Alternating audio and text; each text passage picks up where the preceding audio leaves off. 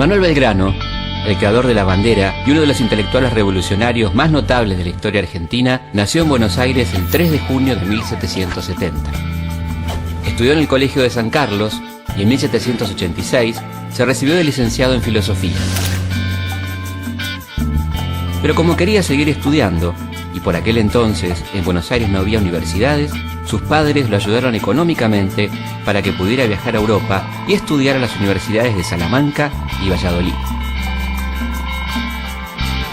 En julio de 1789 estalló la Revolución Francesa, que animó a miles de hombres y mujeres que querían cambios profundos en Europa y América a combatir el autoritarismo de los reyes y los poderosos, y a darle a los pueblos el merecido lugar protagónico en la historia y en la política.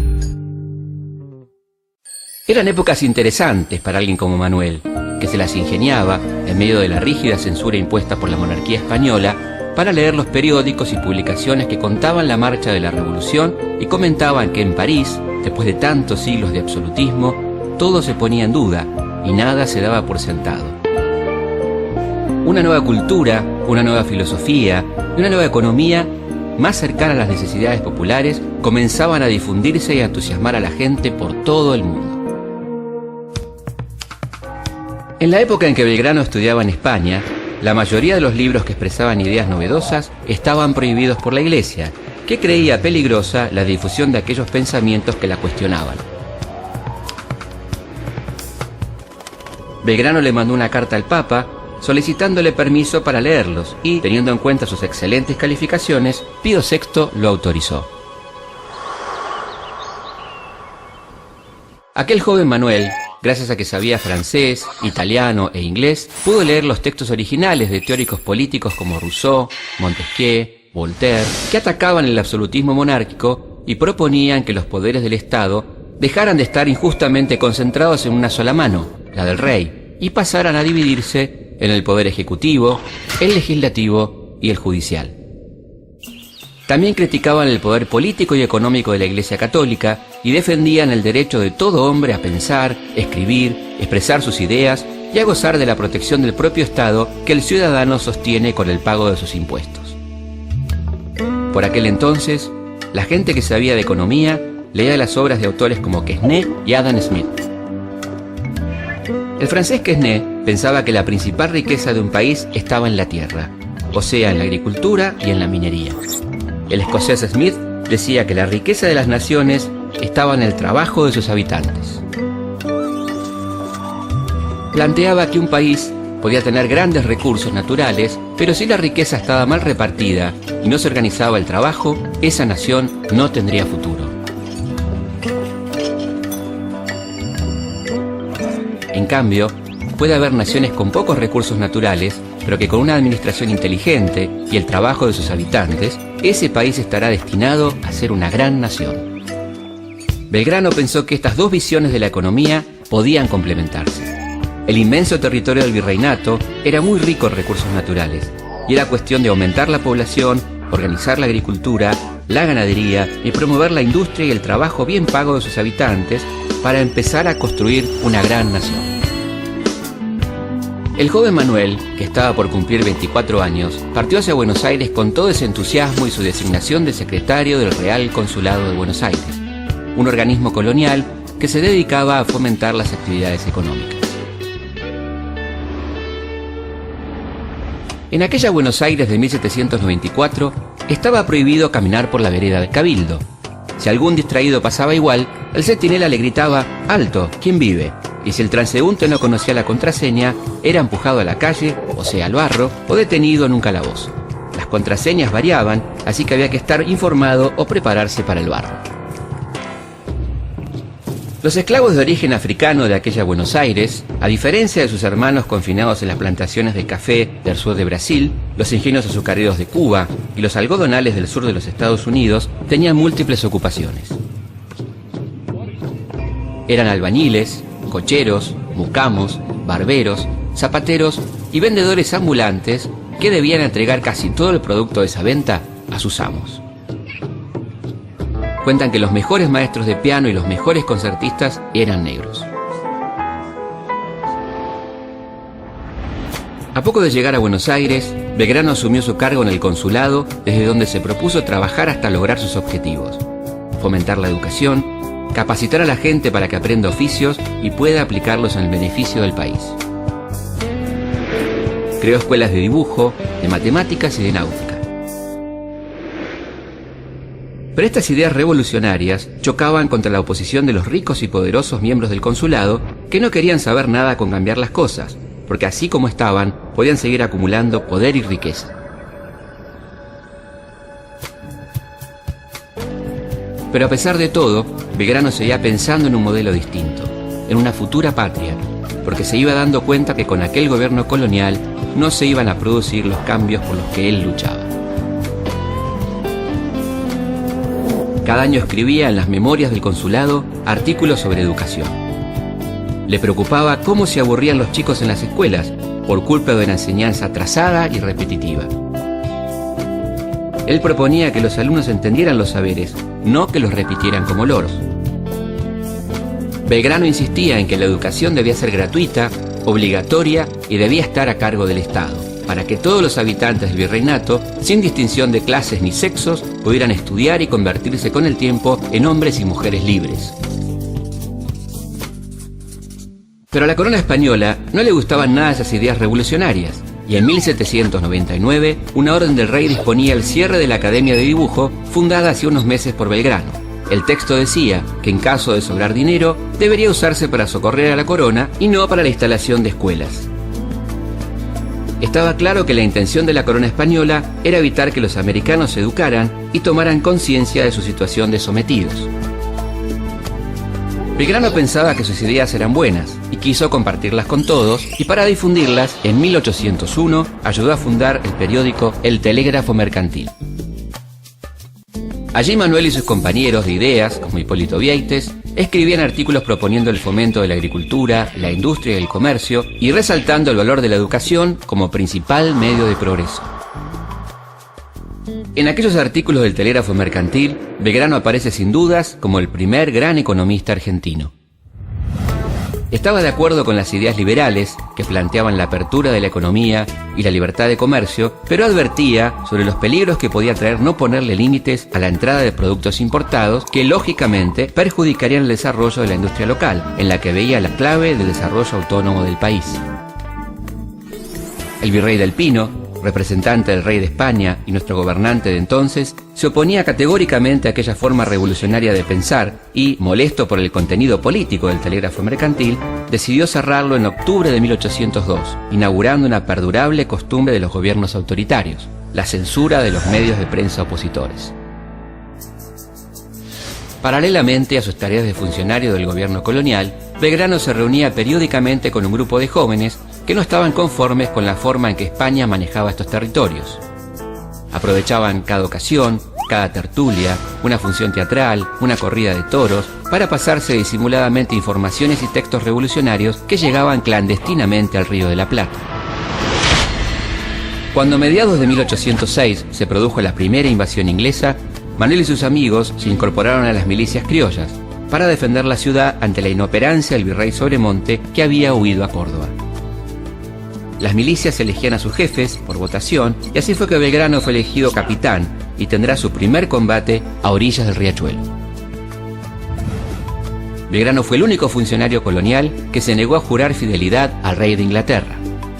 Dijo: "O el viejo amo o ninguno", y cruzó a Montevideo para preparar la reconquista de Buenos Aires. En marzo de 1810, Belgrano volvió al periodismo y fundó el Correo de Comercio, desde donde siguió luchando por la difusión de las ideas revolucionarias. 2 meses después, se conocía en Buenos Aires la noticia atrasada de la caída de la Junta de Sevilla, y junto a los jóvenes patriotas que se reunían en la jonería de Vieites, decidió pasar a la acción. Había que convocar un cabildo abierto para decidir el futuro del virreinato, y el grupo no paró hasta plantearle cara a cara al propio virrey Cisneros que no le siga negando ese derecho. No era fácil dialogar con el sordo Cisneros. La responsabilidad cayó en el primo de Belgrano, Juan José Castelli, y en el comandante del cuerpo de patricios, Cornelio Saavedra. Apenas tuvieron frente a frente al autoritario virrey, le dejaron muy en claro que ninguna fuerza militar lo apoyaba y que le convenía calmarse y escuchar el clamor popular. No estaban solos. Aún el sordo Cisneros podía oír los gritos que llegaban desde las calles cercanas al fuerte. Eran los vecinos que comenzaban a movilizarse en apoyo a la convocatoria. Algunos iban desarmados, otros, como los muchachos de la Legión Infernal, encabezados por French y Beruti, acompañaban sus gritos con sus puñales y fusiles en alto y estaban decididos a todo. Finalmente el virrey, muy de mala gana, accedió a convocar al cabildo que pudo reunirse el 22 de mayo. Pero cuando Cisneros comprobó que la mayoría de los cabildantes pedía por votación su destitución y su reemplazo por una junta de gobierno, intentó una maniobra designándose él mismo al frente de esa junta. Era una intolerable burla al pueblo. Las milicias y los muchachos de la Legión Infernal reaccionaron inmediatamente rodeando amenazadoramente la casa de Cisneros, mientras Belgrano perdía su tranquilidad habitual diciendo: «Juro a la patria y a mis compañeros que hacia las 3 de la tarde del día de mañana el virrey no ha renunciado, lo arrojaremos por las ventanas de la fortaleza». No hizo falta. Cisneros, calculando la altura, renunció y finalmente, el 25 de mayo, quedó formada la primera junta de gobierno de la que Belgrano será uno de sus vocales. La junta encomendó a Belgrano la difícil tarea de extender la revolución al Paraguay. Mientras su primo, Juan José Castelli, encabezaba una misión militar al Alto Perú y decretaba la libertad y la igualdad de derechos para los habitantes originarios, el fin del tributo y los servicios personales, Belgrano hacía lo propio con los naturales de las misiones. Redactó las bases del primer proyecto constitucional del Río de la Plata, el reglamento para el régimen político y administrativo y reforma de los 30 pueblos de las misiones, firmado el 30 de diciembre en el campamento de Tacuarí. Allí Belgrano establecía que los habitantes originarios eran libres y gozaban de los mismos derechos que los habitantes de Buenos Aires, quedando habilitados para ejercer cualquier cargo y empleo públicos. Decretaba la pena de muerte para los patrones que apliquen castigos corporales a sus trabajadores. Obligaba a plantar 5 nuevos árboles por cada uno que se derribe. Estableció un impuesto especial a la exportación de la yerba, destinando el dinero recaudado a un fondo especial para la construcción y mantenimiento de escuelas. En aquella campaña al Paraguay, el 9 de marzo de 1811, durante la batalla de Tacuarí, se dice que un chico correntino de 13 años, llamado Pedro Ríos, guió al comandante Celestino Vidal, que durante la batalla se había quedado prácticamente ciego. Cuentan que Pedrito tocaba el tambor y avanzaba sin miedo a la vanguardia de las tropas hasta que fue alcanzado por el fuego enemigo y murió en combate. Los intentos conciliadores de Belgrano para evitar el derramamiento de sangre hermana fracasaron y el gobernador de Paraguay prefirió mantener su territorio independiente, tanto de España como de Buenos Aires, y decidió resistirse a las tropas porteñas. Belgrano debió enfrentar un ejército de 6.000 hombres con apenas 700. La campaña concluyó en una derrota que significó la pérdida del Paraguay. A fines de 1811, aumentaron los ataques españoles contra las costas del Paraná, ordenadas por el gobernador español de Montevideo. Estas agresiones se fueron volviendo permanentes y causaron muchas muertes. En Buenos Aires, un poder ejecutivo de 3 miembros había reemplazado a la Junta Grande. El Triunvirato veía con gran preocupación lo que pasaba en el litoral y tenía información sobre la posibilidad de que los ataques podían extenderse hasta los propios límites de la capital. Los triunviros decidieron encargarle a Belgrano partir hacia Rosario con un cuerpo de ejército para frenar los ataques españoles. Durante 10 días va y viene preparando las tropas, las provisiones y todo lo necesario para la campaña, hasta que parte en enero de 1812 y logra controlar las agresiones de los enemigos e instalar 2 baterías en las barrancas del Paraná, a las que llamó Libertad e Independencia. A Belgrano le molestaba mucho y le parecía absurdo que los ejércitos patriotas siguieran usando las mismas banderas y símbolos que los enemigos españoles. Estando en Rosario, camino a hacerse cargo de la conducción del ejército del norte, pidió al triunvirato que los soldados pudieran usar una escarapela como distintivo. Y así, el 18 de febrero de 1812, se creaba una escarapela de 2 colores, blanco y azul celeste, quedando abolida la roja con que antiguamente se distinguía. Manuel Belgrano se entusiasmó y le escribió al triunvirato anunciándole que el día 23 de febrero de 1812 entregó las escarapelas a sus tropas para que acaben de confirmar a nuestros enemigos de la firme resolución en que estamos de sostener la independencia de la América. Unos días después, el 27 de febrero de 1812, hizo formar a sus tropas frente a una bandera con los colores de la escarapela y jurarle fidelidad.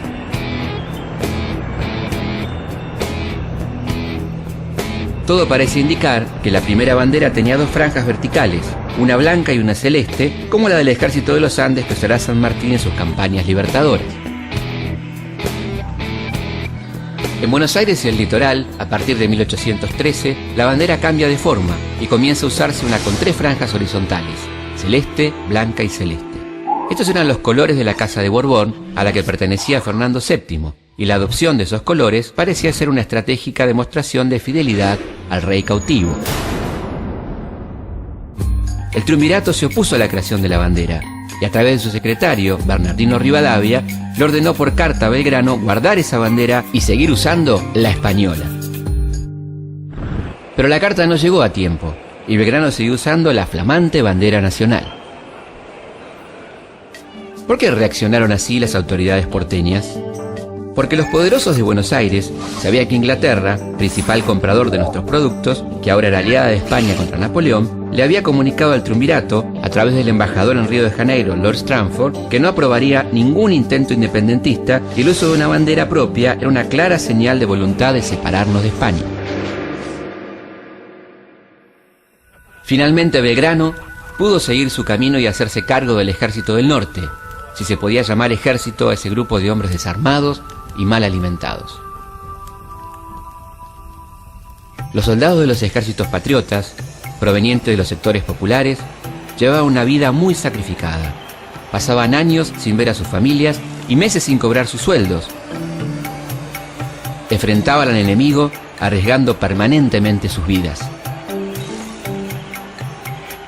De los 1.500 soldados sobrevivientes, más de la tercera parte estaba herida o enferma. Había un fusil cada 2 hombres y muy pocas balas. Pero Belgrano logró organizarlo, recomponer la disciplina y, gracias a la colaboración de la población, proveerlo de lo indispensable como para lanzarse al ataque. Avanzó con su gente hasta Jujuy, pero recibió la orden de las autoridades porteñas de retroceder y dirigirse a Montevideo para combatir a los federales de José Gervasio Artigas, que venía resistiendo a los españoles y a los portugueses custodiando la revolución en la Banda Oriental, actual Uruguay. Artigas era un caudillo popular que pretendía, junto con la independencia, cambios profundos, a diferencia de la clase dirigente porteña, que, temerosa de los cambios, solo proponía reformas políticas. Artigas había sublevado a la población rural de la Banda Oriental, Entre Ríos y Santa Fe, formando un verdadero ejército popular, repartiendo tierras entre sus paisanos e impulsando las ideas federales que cuestionaban el poder absoluto de Buenos Aires. Al gobierno porteño le preocupaba más terminar con la creciente influencia de Artigas que sostener la guerra al enemigo español en el norte. Todos los recursos que le negaban permanentemente a Belgrano eran destinados generosamente a la guerra civil contra los gauchos federales. Estando en su cuartel general de Jujuy, Belgrano recibió de sus espías informaciones muy precisas sobre el avance de un poderoso ejército español desde el norte al mando de Pío Tristán. Teniendo en cuenta la disparidad de las fuerzas, Belgrano decidió usar la inteligencia y ordenó, el 29 de julio de 1812, a través de un durísimo bando, la retirada general de toda la población. La orden era contundente. Había que dejarle la tierra arrasada al ejército enemigo que venía sediento y hambriento tras cruzar los desiertos y las quebradas. No había que dejar nada, ni alimentos, ni animales de transporte, ni objetos de hierro. Belgrano desconfiaba profundamente de los terratenientes y grandes comerciantes locales, a los que llamaba los desnaturalizados que viven entre nosotros. Tenía datos precisos de que ya estaban en contacto con la avanzada española para hacer negocios con las probables nuevas autoridades de las que habían recibido la garantía de respetar sus propiedades. Belgrano no les dejó alternativa. O quemaban todo y se plegaban al éxodo, o los fusilaba. El resto de la población colaboró fervientemente con la causa revolucionaria, perdiendo lo poco que tenían, que para ellos era todo. Aquel impresionante operativo comenzó a principios de agosto de 1812. Allí iba Belgrano, con todo el pueblo jujeño con el enemigo a sus espaldas, llevando todo lo que podía ser transportado en carretas, llamas, mulas y caballos. Las cosechas fueron quemadas y en las calles de Jujuy ardieron los objetos que no podían ser transportados. Solo quedó la desolación y el desierto.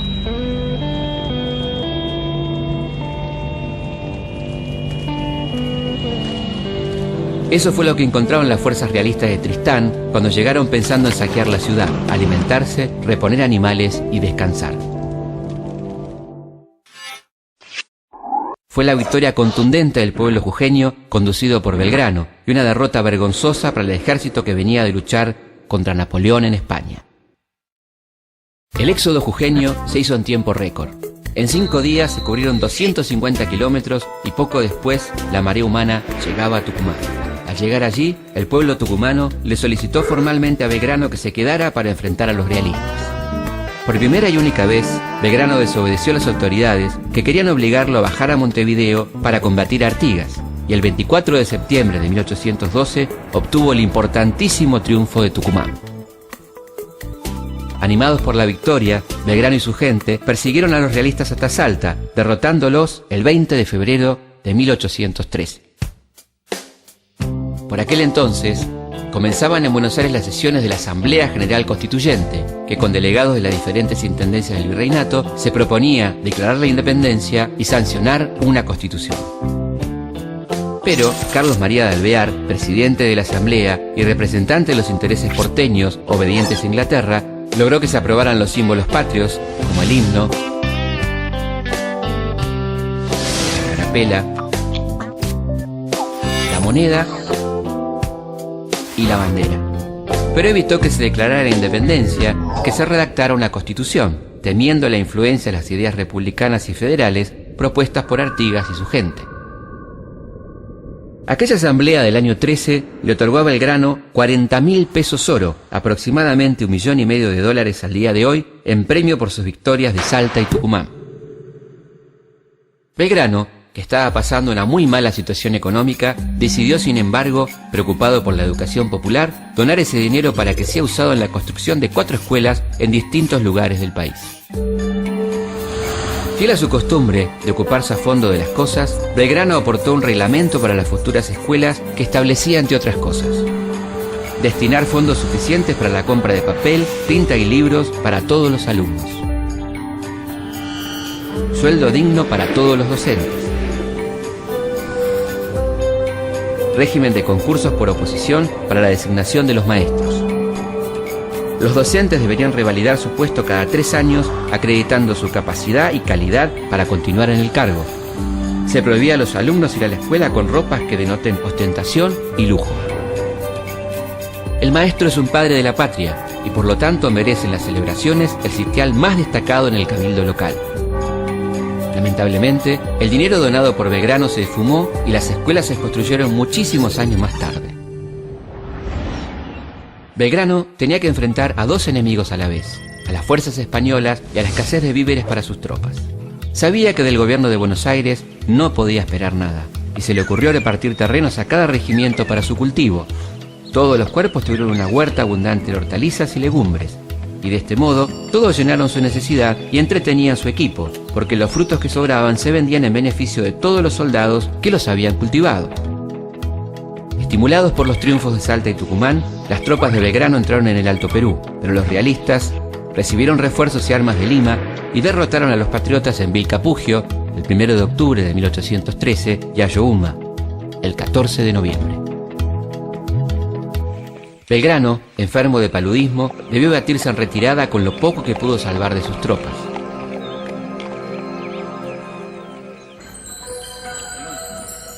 En la posta de Yatasto, en Salta, le traspasó el mando del Ejército del Norte a José de San Martín.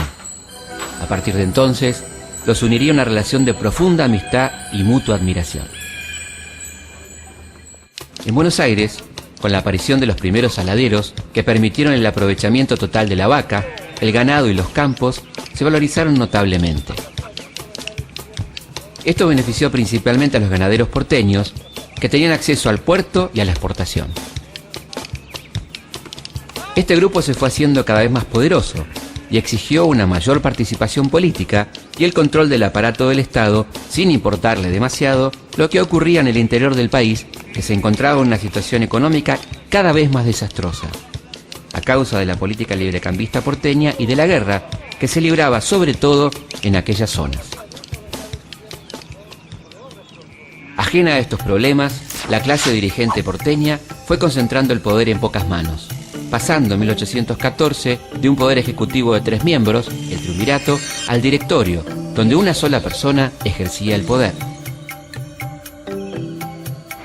Tras una serie de campañas victoriosas, Napoleón había intentado en 1812 conquistar Rusia. Fue el principio de su fin. La derrota fue total y 300.000 franceses quedaron sepultados bajo la nieve. Este contundente fracaso en Rusia obligó a Napoleón a replegarse y a retirar sus fuerzas de España. Así, en marzo de 1814, Fernando VII recuperó su trono. Una de las primeras medidas tomadas por Fernando fue declarar a Inglaterra como la nación más favorecida por el Tratado del 5 de julio de 1814. A cambio de esto, Inglaterra retiró su apoyo a los rebeldes americanos y prohibió a sus súbditos vender armas a los revolucionarios. El embajador inglés en Río de Janeiro, Lord Stranford, le escribía al director Posadas: no existe ya sombra de justificación para que estas provincias resistan la voluntad de Fernando VII. El directorio decidió encomendar a Belgrano, junto a Rivadavia, una difícil misión en Europa: conseguir la aprobación de las potencias europeas para la declaración de nuestra independencia. No era el momento más indicado.